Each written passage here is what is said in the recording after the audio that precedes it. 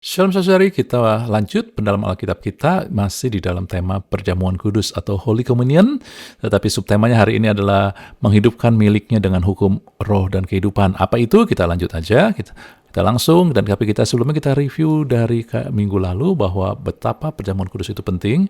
Kenapa? Paling tidak ada 3 saudari, karena itu desain untuk menyatakan diri Tuhan, jadi lewat perbuatan dan pribadinya. Kemudian adalah lewat perjamuan kudus, itulah cara yang Tuhan pakai untuk menghidupkan miliknya dengan hukum roh kehidupan. Maksudnya apa? Nanti kita akan lihat. Yang terakhir adalah lewat perjamuan kudus untuk menyatakan isi hati Tuhan. Minggu lalu kita ngelihat pada desain perjamuan kudus. Lewat perjamuan kudus itu menyatakan diri Tuhan, perbuatan, dan pribadinya. Karena perjamuan kudus sudah dinyatakan lewat firman Tuhan di Kejadian 14 di awal lewat Abraham dengan Melkisedek saudari. Dan itu ada 5 poin kita melihat untuk menyatakan Bapa, Putra, dan Roh Kudus. Sebagai Bapa, perjamuan kudus menunjukkan bahwa Allah adalah Bapa yang menjadi perisai dan yang mengalirkan pemberian pemeliharaan saudari ya. Kemudian Bapa juga menyatakan isi hatinya di mana Bapa mau peduli dengan kerinduan ataupun keinginan hati kita, pergumulan kita. Lalu sebagai Roh Kudus, maka dia menyatakan dirinya sebagai yang menghidupkan tubuh kita. Di dalam Roma 8 ayat 11 dikatakan seperti itu, bahwa roh yang membangkitkan Yesus dari maut hidup di kita, maka roh itu juga menghidupkan tubuh kita yang fana. Dan juga sebagai Roh Kudus akan menjamin pengharapan di masa kelam. Lewat Roma ayat 5 Pasal 5 ayat 5 dikatakan pengharapan tidak mengecewakan. Kenapa? Karena Roh Kudus sudah dicurahkan kepada kita. Kasih Allah dicurahkan oleh Roh Kudus. Jadi pengharapan tidak akan dikecewakan bahkan di masa kelam pun. Ya. Lalu lewat karya Yesus, maka perjamuan kudus untuk menyatakan dan juga meneguhkan kita bahwa saya sudah dibenarkan. Karena apa? Karena kita telah dibenarkan oleh penebusan Kristus Yesus. Perjamuan kudus adalah lambang dan bukti daripada penebusan dari Tuhan kita Yesus Kristus. Dan akibatnya Anda dan saya telah dibenarkan, saudari ya. Jadi itu hal. Jadi sehari ini kita akan membahas bagian kedua, menghidupkan miliknya dengan hukum roh kehidupan. Firman Tuhan Roma 5 ayat 12 katakan begini, saudari. Sebab itu sama seperti dosa telah masuk ke dalam dunia oleh satu orang, yaitu Adam, saudari ya. Dan oleh dosa itu juga maut. Kata maut ini bahasanya adalah death, kematian. Ya, kematian telah menjalar kepada semua orang karena semua orang telah berbuat dosa. Dan firman Tuhan juga jelas di dalam Kejadian 2 ayat 17, waktu Tuhan ngomong sama Adam, karena maut ini masuk karena Adam, karena Adam berbuat dosa, satu dosa aja sudah membuat maut masuk. Apalagi sekarang kita sudah melakukan banyak dosa, saudari ya. Nah, dikatakan Kejadian 2 ayat 17, tetapi pohon pengetahuan tentang baik yang jahat itu jangan kau makan buahnya, sebab hari engkau memakannya pastilah engkau mati. Death. Saudari, kita tahu bahwa ini bukan hanya pengertian kematian fisik, tetapi kematian juga kematian roh. Tetapi bukan itu aja, saudari ya. Jadi kita ngelihat di sini yang mau disampaikan begini, saudara. Di sini kita ngelihat bahwa dosa akan mendatangkan maut, kematian. Tetapi bukan hanya secara roh yang kemudian akhirnya secara fisik, ya tubuh, tetapi juga makna kematian di sini adalah ketidakberdayaan. Anda contohnya ketika orang mati, maka dia tidak berdaya. Tubuhnya mau Anda, mau dipukul, mau dibakar, dia nggak berdaya, gitu ya. Dan itulah maksudnya kematian. Kita tidak berdaya, dan itulah yang terjadi dalam kehidupan Adam dan Hawa dan kita manusia. Ketika kita melakukan dosa, maka maut masuk, kematian masuk, hidup kita jadi tidak berdaya. Ini yang disebut kematian. Ya, bukan hanya sekedar tubuh. Lama-lama ketidakberdayaan adalah tubuh kita semakin merosot dan akhirnya mati. Di dalam Roma 8 ayat 2-3, terjemahan IMB-nya ini, saya melihat dulu, membawa Anda kepada yang di bawah ini dulu, saudara ya. Jangan lihat yang di atas dulu. Nah, ini lihat. Karena dosa, di ayat yang terakhir nih ya, karena dosa, dia menghukum dosa dalam tubuh manusia itu. Ini pengertiannya ada 2, saudara-saudari, tapi yang kita ngelihat ini pertama dulu 1. Ya, Allah menghukum dosa dalam tubuh manusia. Jadi setiap dosa akan melemahkan tubuh. Bentuk lemahnya adalah begini, saudara, ya, banyak macam. Dosa akan membuat pola pikir kita jadi negatif, depression. Dosa juga bisa dalam bentuk membuat juga kehidupan kita jadi unbalance. Hormon kita unbalance, saudari. Karena banyak sekali di dalam tubuh kita ada sesuatu, ada hormon yang bukannya nggak boleh kurang, nggak boleh kelebihan juga, tapi harus balance. Lalu kemudian juga organ tidak berfungsi senormal. Ya, kita mungkin secara fisik nggak kelihatan sakit, tetapi organnya tidak berfungsi optimum. Dan ada juga kadang adalah imunitas kita jadi lemah. Karena kita butuh imun, nggak gampang terserang bakteri, virus yang ada di sekeliling kita. Ya, dan inilah kelemahan tubuh. Dan akhirnya kita nggak berdaya, semakin tubuh makin lemah, ujungnya adalah tubuh itu mati. Ya. Jadi kematian tubuh adalah akibat dari ketidakberdayaan tubuh kita karena kelemahan itu yang disebabkan oleh dosa. Lalu pertanyaannya, apakah kalau saya sakit itu karena saya dosa saya lebih besar? Enggak, saudara, karena Alkitab bilang semua manusia telah berbuat dosa dan hilang kemuliaan Allah. Jadi jangan merasa terduduk kalau saya sakit, lalu itu karena saya berbuat dosa. Bukan, karena semua manusia dunia ini telah jatuh di dalam dosa sehingga membuat banyak serangan kepada tubuh kita, ya, yang dalam manifestasinya adalah sakit dan macam-macam itu, ya. Itu dia. Jadi di sini dikatakan bahwa dia menghukum dosa dalam tubuh manusia itu, ya. Memang pengertian lain adalah begini, karena Tuhan Allah menghukum dosa di dalam tubuh Yesus. Karena dosa harus dihukum. Tetapi Tuhan menghukumnya lewat tubuh Yesus, maka tubuh Yesus dihancurkan. Itulah membuat kita menerima tubuh dan darah dia. Bukti bahwa dosa kita sudah dibayar. Ya. Jadi kita tekan di sini dulu. Dia menghukum dosa dalam tubuh manusia itu. Dan ini, saudara-saudari, adalah prinsip daripada eksternal mempengaruhi internal. Keadaan di luar menentukan keadaan kita. Keadaan di luar adalah sekeliling kita. Dunia ini adalah fallen world, dunia yang telah jatuh akibat dosa. Ya, bukan Anda aja, tetapi kalau kita melihat kan, ya, bahwa tanah sudah dikutuk, terus juga banyak hal juga yang iblis sudah ada di dunia ini. Jadi dunia ini juga penuh dengan kekacauan. Sebab itulah kita penuh dengan segala hal yang membuat tubuh kita diserang, ya, baik itu virus, kuman, dan toksik, racun, saudara-saudara, ya. Hal-hal yang lain banyak sekali. Saya nggak bisa sebutkan, ya. Anda bisa gali sendiri, lihat keadaan sekeliling. Tapi apa yang terjadi adalah sekeliling kita menentukan keadaan dalam kita. Sekeliling kita di luar tubuh kita itu mempengaruhi keadaan di dalam kita. Itu yang terjadi akibat dosa itu, ya.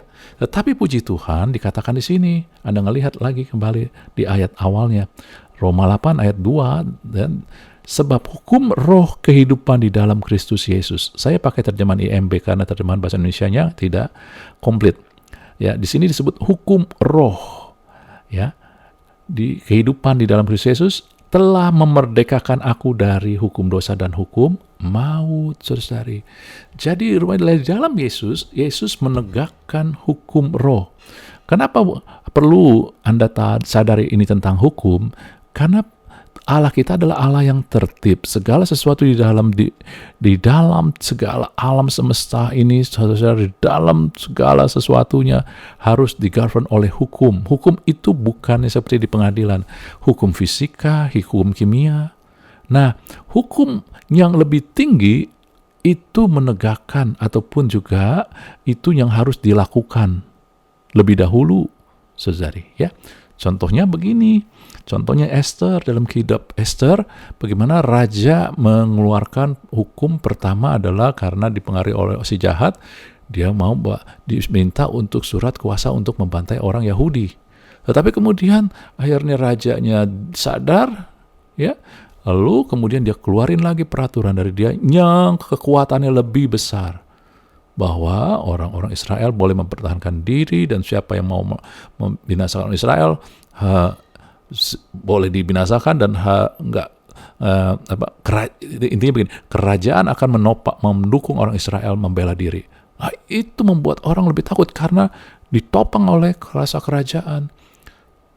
Nah, hukum inilah lebih dahsyat, saudari. Nah, ini dia yang maksudnya. Makanya Tuhan mau membuat kita sadar bahwa ada hukum yang lebih tinggi daripada hukum dosa dan hukum maut.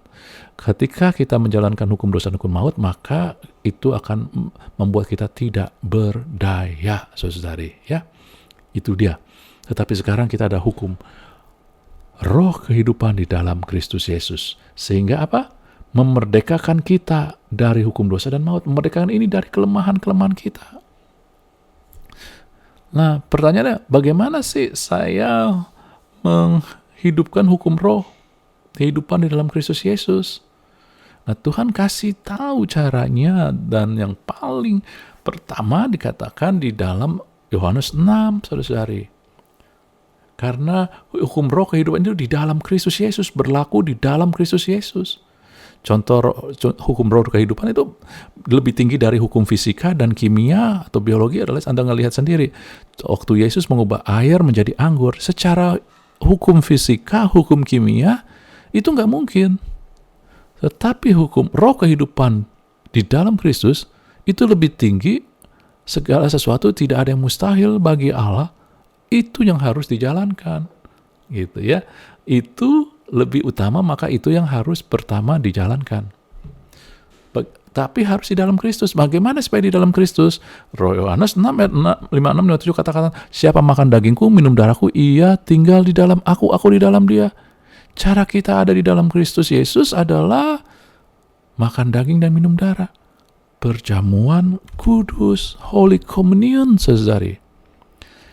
Karena lewat Holy Communion dikatakan Yesus ngomong, sama seperti Bapa yang hidup mengutus aku dan aku hidup oleh Bapa, demikian juga barang siapa yang makan aku, menerima perjamuan kudus, akan hidup oleh aku, akan hidup oleh hukum roh kehidupan yang dibawa dan ada di dalam Kristus Yesus doang. Nggak ada di luar Yesus, di dalam Kristus Yesus doang. Jadi yang terjadi adalah yang di dalam Anda, komunion ketika Anda terima Yesus, Anda ada di dalam Yesus, Yesus dalam Anda, itu di dalam roh. Di dalam Anda, di dalam roh, komunion ya adalah roh. Kemudian yang menentukan yang di luar. Yang di luar roh adalah jiwa dan tubuh Anda. Ya, jadi perjamuan kudus, komunion dengan Yesus menentukan keadaan jiwa dan tubuh Anda. Nah, saya mau kasih gambaran supaya lebih jelas. Pak, kalau gitu hukum dosa, hukum maut masih ada nggak? Ada, masih ada. Nah, yang masalahnya banyak kita tidak tahu ada hukum yang lebih tinggi, hukum roh dan kehidupan. Ketidaktahuan itulah yang membuat kita tidak mengharapkan. Itu yang disebut dicuri. Ya, makanya iblis tidak mau kita tahu. Maka perjamuan kudus sering jadi kontroversi. Fanatik loh, terima perjamuan kudus terus, enggak, kurang beriman lah gitu. Sehingga itulah yang dilakukan supaya kita tidak tahu bahwa itu sangat besar kuasanya, karena itu membawa hukum roh kehidupan. Sehingga iblis nggak mau kita tahu, sehingga dibuatlah kontroversi. Saya mau kasih gambaran seperti ini, saudara-saudari. Contohnya sederhana, Anda tahu ada hukum aritmatika. Hukum aritmatika itu ada banyak, tetapi saya kasih contoh aja. Kalau ada persoalan kayak begini, saya tulis, lihat di sini, 2 kali 49 dikurang 10 bagi 5. Nah, kita bisa kerjakan dengan banyak cara kalau kita nggak tahu hukumnya. Tetapi hukum aritmatika yang lebih tinggi harus dikerjakan lebih dahulu. Yang lebih tinggi adalah kalau di soal ini perkalian dan pembagian harus dijalankan dahulu. Nggak boleh penambahan pengurangan. Penambahan pengurangan itu lebih rendah. Jadi kalau Anda kerjakan 2 kali 49 dikurangin 10 bagi 5, yang Anda kerjakan adalah perkalian dan pembagian dulu. 2 kali 49, 98, 10 bagi 5, 2. Jadi 98 kurang 2, jadi 96 hasil yang benar. Kalau kita nggak tahu ada hukum itu, maka Anda kerjakannya dengan cara, yang mudah dulu dikerjakan. 49 kurang 10, ya udah 39. Jadi 2 kali 39 bagi 5. Bahkan di sini pun hasilnya bisa banyak macam. Anda 2 kali 39 dulu, atau 39 bagi 5 dulu nih, gitu ya. Jadi itu pun bisa banyak macam, hasilnya nggak tentu. Tetapi Anda ngelihat di sini yang harus dikerjakan adalah yang lebih tinggi dulu perkalian. Nah, sama seperti itu juga. Yang lebih tinggi, yang memerdekakan kita adalah hukum roh kehidupan. Oleh sebab itu harus dijalankan lebih dulu. Ketika kita menerima komunion, itu yang terjadi. Hukum roh yang memberi kehidupan, menghidupkan kita, saudara-saudari, ya. Dan karena itulah memerdekakan kita dari hukum roh dan maut, maka ketidakberdayaan sudah tidak menguasai kita lagi. Ketidakberdayaan yang membuat tubuh kita lemah tidak berkuasa lagi. Di dalam Yohanes 6, cara kita bagaimana sih kita itu bahwa menunjukkan kita hidup di dalam hukum roh dan kehidupan, roh kehidupan di dalam Kristus? Yohanes 6 ayat 63 mulai katakan begini, rohlah yang memberikan hidup. Ya. Jadi bukannya yang daging, bukannya hukum maut dan bukan hukum dosa. Karena dosa dan maut itu melemahkan tubuh, daging. Tapi dikatakan rohlah yang memberikan hidup. Ya. Dan daging sama sekali, perkataan-perkataan yang kukatakan kepadamu adalah roh dan hidup. Dengan kata lain begini, saudari, ketika Anda menerima perjamuan kudus, Anda ada di dalam Kristus, Kristus dalam Anda hidup dengan hukum roh kehidupan, hukum roh nih saudara, hukum roh kehidupan, maka perkataan-perkataan Yesus yang adalah roh juga digenapin di dalam hidup kita. Kemudian juga di dalam 2 Korintus 6 ayat 18 katakan, dan aku akan menjadi bapamu dan kamu akan menjadi anak-anakku laki-laki dan anak-anakku perempuan, demikian firman Tuhan yang maha tinggi. Saudara-saudari, ya, ketika kita menerima perjamuan kudus, kita satu dengan Kristus. Kristus adalah anak Allah, anak Bapa. Kita kan di dalam Kristus, iya kan? Oleh sebab itulah kita juga anak-anak Bapa, anak-anak Allah. Artinya apa sih? DNA kita adalah sama dengan DNA Kristus. Ini DNA-nya bukan DNA jasmani, tapi DNA rohani. DNA rohani Kristus menghidupi kita. Nah, tujuannya apa? Saudara, tujuannya di dalam Petrus dikatakan begini, ya, supaya olehnya Kristus nih saudara, ya, kamu boleh mengambil bagian dalam kodrat ilahi. Kodrat ilahi itu DNA ilahi. Sehingga apa? Luput dari hawa nafsu duniawi. Karena banyak yang melemahkan kita datang karena keinginan kita melakukan dosa. Hidupnya nggak tertib, hidupnya nggak teratur, mau makan apa saja, saudara. Ya, itu adalah hawa nafsu duniawi. Bukan hanya hawa nafsu duniawi, bukan hanya sekedar seksual dan lain-lain, bukan. Tetapi juga hal-hal yang membuat kita nggak menghargai hal yang datang dari Tuhan, tubuh kita ini misalkan juga, ya. Jadi kita punya DNA supaya kita luput dari hal-hal yang sekedar duniawi doang. Amin ya saudara-saudari. Nah, ini juga sama dengan jalan itu, Ia telah menganugerahkan kepada kita janji yang berharga. Ini sama, firman Kristus menopang kita. Jadi Anda ngelihat di sini bahwa perjamuan kudus, ya, itu membuat kita hidup dengan cara Kristus yang di dalam kita menopang kita. Di dalam kita Kristus menentukan keadaan di luar. Lewat apa? Firman Kristus digenapin, DNA kita, keinginan kita mulai dihidupkan oleh pikiran dan perasaan seperti Kristus. Ya. Jadi Anda melihat di sini bahwa inilah perjamuan kudus dan menghidupkan dengan hukum roh kehidupan, tetapi sesungguhnya ini prinsip pohon kehidupan. Ingat, di Taman Eden ada 2 pohon, 1 pohon dilarang dimakan oleh Tuhan, yaitu pohon pengetahuan baik dan buruk dan jahat. Saudara, yang pohon satu lagi Anda boleh makan setiap saat, Adam dan Hawa boleh makan setiap saat, itulah pohon kehidupan. Pohon kehidupan Anda dicangkokkan.